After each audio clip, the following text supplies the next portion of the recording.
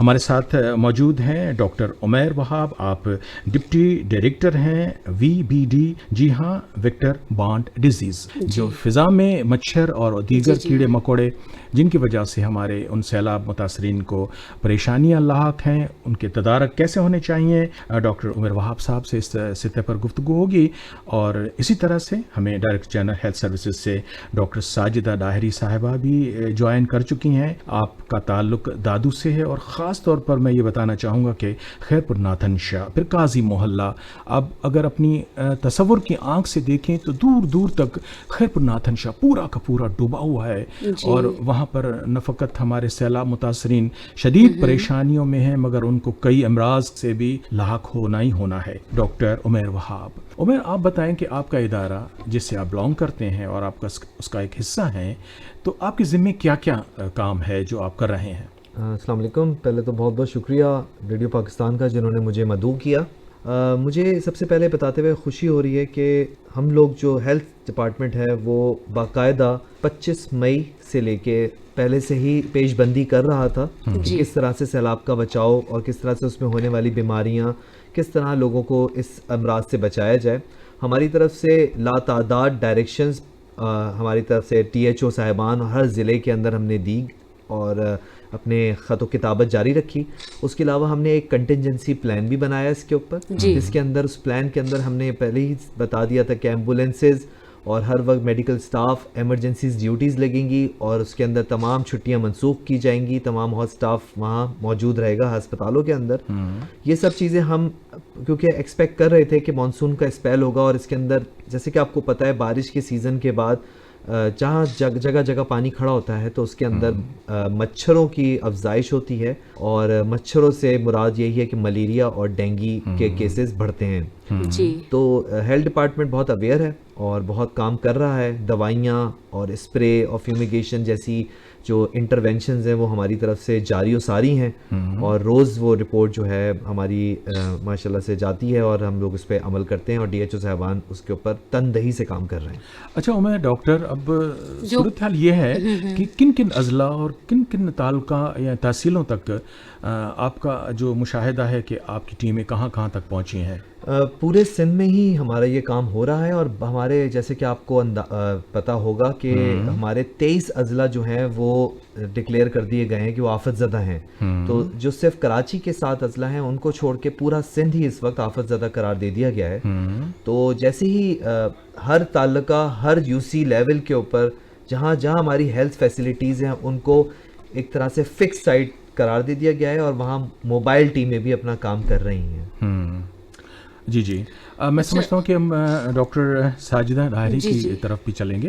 Doctor Umair سے ہم پھر بھی گفتگو کرتے ہیں کہ کس حد تک یہ ساری چیزیں خطرناک ہیں، یہ جو جراثیم ہے، جو وائرس ہے. مگر ہم اس وقت ڈاکٹر ساجدہ ڈاہری کا جو آپ سے تعارف ہم کروا چکے ہیں کہ آپ کا تعلق دادو کے اس زیادہ سیلاب سے متاثرہ علاقے سے ہے، اگرچہ آپ کی ایجوکیشن ابتدا کی وہاں کی ہے، پھر آپ MBBS آپ یہاں پڑھی ہیں. تو میں پوچھنا چاہوں گا کہ عموماً یہ جو بچوں میں اور خواتین جو ہیں وہ میرا خیال ہے کہ مچھروں سے زیادہ افیکٹو وہی زیادہ ہوتے ہیں. تو آپ نے کیا ان کے لیے ریسکیو کیا ہوا ہے، کیا ان کے لیے کر رہے ہیں، اور خود یہ جو ڈینگی اور ملیریا کتنا خطرناک ہے؟ دیکھیں صحیح بات کہہ رہے ہیں آپ.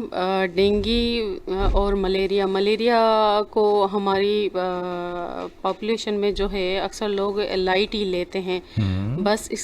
بٹ اس کی وجہ سے ڈیتھ جو ہے اگر بر وقت اس کا علاج نہ کیا جائے تو ڈیتھ کے چانسز بہت زیادہ ہوتے ہیں.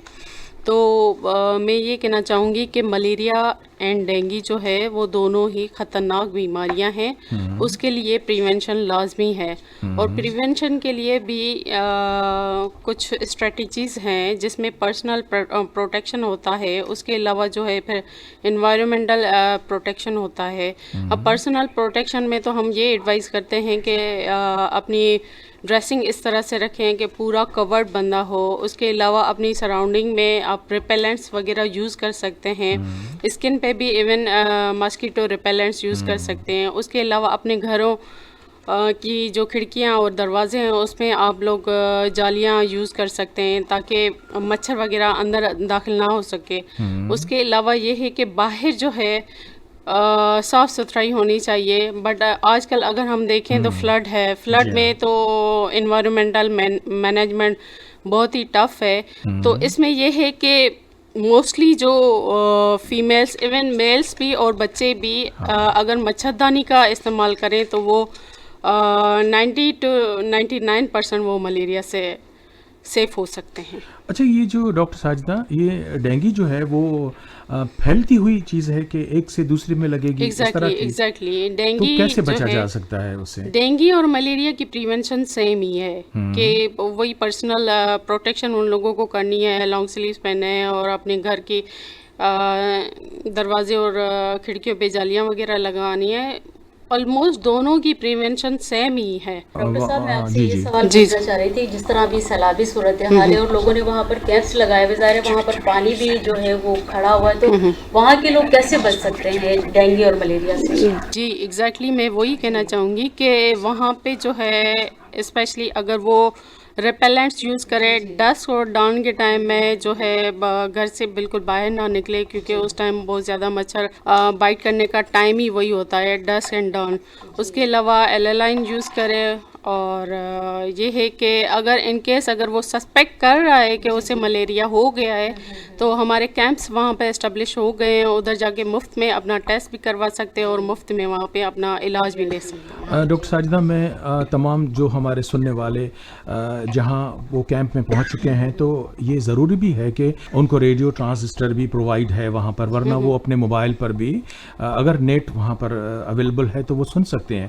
تو میں پوچھنا چاہوں گا کہ یہ جو مچھردانی اور یہ جو دیگر آپ نے چیزیں بتائیں, ان سے بچا جا سکتا ہے کیا؟ ڈائریکٹر جنرل ہیلتھ سروس کی طرف سے یہ چیزیں پرووائڈ کی جا رہی ہیں کیمپس میں لوگوں کو؟ دیکھیں, ہماری جو ہے نا 30 ڈسٹرکٹس ہیں, ٹھیک ہے, 30 ڈسٹرکٹ میں VBD نے مچھردانیاں پرووائڈ کر دی ہیں ہیلتھ ڈسٹرکٹ لیول, اور ڈسٹرکٹ لیول کے بعد جو ہے پھر ڈسٹرکٹ لیول کی وہ مینجمنٹ ہوتی ہے, وہ ان لوگوں نے کیمپس وغیرہ اسٹیبلش کیے ہیں, وہاں پہ مچھردانیاں بھی وہ لوگ پرووائڈ کر رہے ہیں ڈسٹرکٹ کی طرف سے. جی بالکل ٹھیک ہے. چونکہ ہم پانی کا جو تذکرہ کر رہے ہیں, ویسے تو پانی ایک زندہ چیز ہے اور ہماری پوری زراعت جو ہے اس کی نشو و نما پانی سے ہی میسر ہوتی ہے, اور ہماری غلہ اور ہمارے درخت اور میوہ جات سب پانی سے ہیں.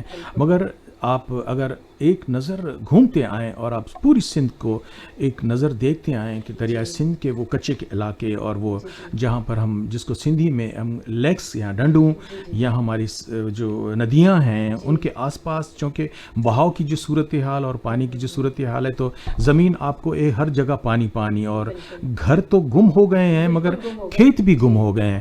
تو اب ایک دفعہ پھر ڈاکٹر عمیر وہاب آپ کی طرف آ رہا ہوں. جی ڈاکٹر صاحب, آپ نے بتانا تھا کہ آپ اب تک جو وزٹ کر چکے ہیں مختلف کیمپ اور جو سیلاب زدگان کی جو صورتحال ہے, وہاں آپ کو کچھ اس طرح کی یہ پھیلتی ہوئی یہ امراض کا کچھ اندازہ ہے, مشاہدہ ہوا ہے؟ دیکھیں, سب سے امپورٹنٹ چیز جو میں اس میں آپ کو بتاؤں عوام کے لیے, کہ جو ملیریا اور ڈینگی جو ہوتا ہے وہ کبھی بھی بہت طویل اور بہت بڑی بڑی جھیلوں اور بہت بڑے جو علاقے کے پانی کھڑا ہوتا ہے اس میں نہیں پھیلتا. وہ ہمیشہ چھوٹے سے پاٹ ہولز یا چھوٹے چھوٹے سے گڑھے ان کے اندر ہی پیدا ہوتا ہے. انفیکٹ ایک مچھر جو ہے ڈینگی کا, وہ ایک بوتل کے ڈھکن میں بھی افزائش پا سکتا ہے. تو اگر ہم یہ سمجھتے ہیں کہ پانی کھڑا ہوا ہے اور ملیریا اور ڈینگی کا وہاں آؤٹ بریک ہو جائے گا, تو یہ سراسر مس انفارمیشن ہے. جی, ہمیشہ مچھر جو ہے جو اس وقت لوگوں کو تنگ کر رہا ہے یا لوگوں کو کاٹ رہا ہے یا سیلاب زدگان کے لیے تکلیف پہنچا رہا ہے, وہ ایک دوسرے ٹائپ کا مچھر ہے جس کو کیولیکس کہتے ہیں. کیولیکس مچھر جو ہے وہ صرف کاٹتا ہے لیکن وہ بیماری ٹرانسمٹ نہیں کرتا. جو ملیریا کا مچھر ہے وہ اینوفیلیس مچھر ہے جی, اور جو ڈینگی کا مچھر ہے وہ ایڈیس مچھر ہے جی. یہ جب تک مچھر نہیں ہوں گے اس جگہوں پر تب تک آپ کو ملیریا اور ڈینگی نہیں ہوگا. عموماً لوگوں کا رویہ یہی ہوتا ہے کہ جو مچھر کاٹ رہا ہے تو اس سے ملیریا ہو جاتا ہے, ڈینگی ہو جاتا ہے, جو کہ سراسر مس انفارمیشن ہے. تو میں اپنے سامعین کو آپ کی نسبت سے, ریڈیو پاکستان کی نسبت سے یہ بتانا چاہتا ہوں, انفارمیشن دینا چاہتا ہوں کہ مچھر سے گھبرائیں نہیں. ہاں, وہ آپ کو کاٹ سکتا ہے لیکن جی. تنگ کر سکتا ہے، لیکن وہ آپ کو ملیریا ڈینگی نہیں پھیلا سکتا. اس وقت جو پوزیشن ہے ملیریا ڈینگی کی وہ بہت کنٹرول میں ہے، خاص طور پہ سیلاب زدگان کے حوالے سے ہم اگر بات کریں. اس وقت ڈینگی کا جو زور ہے وہ ہمارے اربن ایریاز کے اندر زیادہ ہے، یعنی کہ شہری علاقوں میں جی. جس میں کراچی سیر فہرست ہے، اس میں ڈینگی کا جو مچھر ہے وہ زیادہ پایا جاتا ہے. لیکن دوسرے جو ضلع ہیں ہمارے اس میں بنسبت وہ کم ہے. اس کے علاوہ جو ملیریا اگر آپ دیکھیں تو وہ سجاول اور ٹھٹا کے علاقوں کے اندر ہے جی. زیادہ تر، اور تھوڑا آپ کو میرپور خاص، کمبر اور جو لاڑکانہ، ٹنڈو محمد خان، ان علاقوں میں زیادہ ملے گا. لیکن جو اصل لوڈ ہے ملیریا کا وہ اس وقت ٹھٹا اور سجاول کے علاقوں کے اندر ہے. تو بالکل ملیریا ہے، ڈینگی ہے، لیکن جو ایک مچھردانی اور اس کا جو ایک ٹارگٹ ہے وہ یہی ہوتا ہے کہ مچھردانی سے بچاؤ ممکن ہے، لیکن جو ڈیزیز کو ختم کرنا، یعنی کہ مچھر سے بچاؤ، وہ ہر مچھر آپ کو ڈیزیز نہیں پھیلاتا. بالکل. تو یہ تھوڑا سا ذہن میں رکھیں. میڈیکل کیمپ میں یہ بیسک جو چیزیں ہیں وہ آبویسلی پرووائڈ ہو رہی ہیں. ہمارے ڈی جی صاحب جو ہیں ڈاکٹر جمن بہوٹو، ان کی طرف سے اسٹرکٹلی انسٹرکشنس ہیں اور ساری میڈیسن اویلیبل ہے وہاں پہ کیمپس میں نا. تو چاہے وہ اسکن ڈیزیز ہو یا ملیریا یا ڈینگی ہو یا ہم کہہ سکتے ہیں کہ بلڈ پریشر کا کوئی پیشنٹ آ جائے یا ہاں ایگزیکٹلی حاملہ خواتین بھی ہے، اس کے لیے اسپیشلی ڈی جی صاحب نے ہمارے جو ہیں وہ میڈیکل آفیسرس ہائر کیے ہیں اور اسپیشلی وہ کیمپس لگا کے اور ان کو سروسز پرووائڈ کر رہے ہیں ہر ڈسٹرکٹس میں. ڈاکٹر عمیر وہاب صاحب، میں آپ کی طرف آؤں گا کہ ڈاکٹر صاحب اس وقت جتنی ادویات یا جو بھی سیلاب زدگان کے لیے سہولیات میسر ہیں، تو کیا آپ سمجھتے ہیں کہ اتنی وافر تعداد میں، چونکہ سیلاب کی جو صورت حال ہے، چونکہ آپ جس شعبے سے تعلق رکھتے ہیں ڈائریکٹر ہیلتھ سے، اور تقریباً تمام سندھ جو ہے اس کی جورسڈکشن ہے، تو اتنا سب کچھ ہے کہ ان کو فراہم کیا جا رہا ہے اور ان کو ریسکیو کیا جا رہا ہے.